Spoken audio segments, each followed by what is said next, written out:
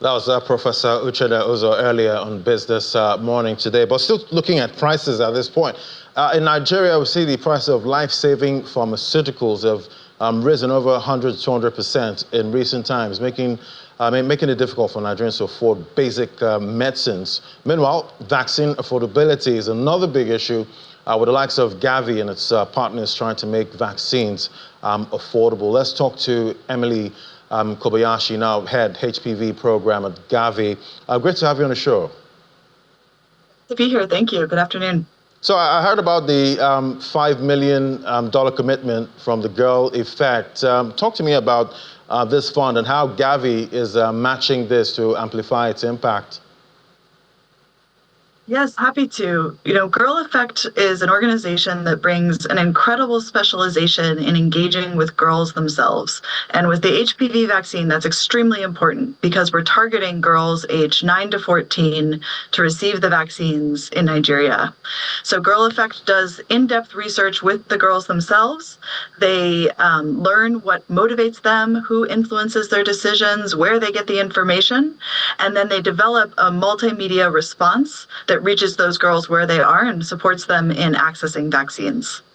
All right, so how does this, the partnership with Girls Effect, how does it enhance GAVI's mission to increase HPV vaccine uptake?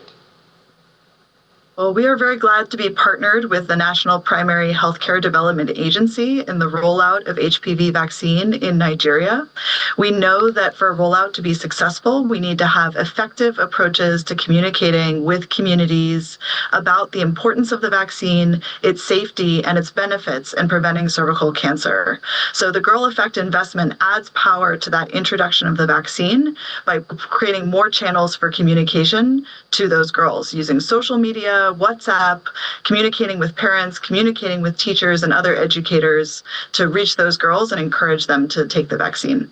Well, I guess getting access to the vaccines, that's another issue on its own. What strategies will be employed to ensure equitable access to the HPV vaccine? The important thing about HPV is to think about where do we find 9 to 14-year-old girls in Nigeria? And we hope that most of them will be finding in schools, but it varies a lot by state. So what we've seen is really powerful is the investment in individual states who have made their own plans, their own assessment of where they would find those girls, down to the last school, religious institution, settlement, and they're now implementing those plans in 21 states across Nigeria. All right, so what's your outlook for vaccine affordability in Africa?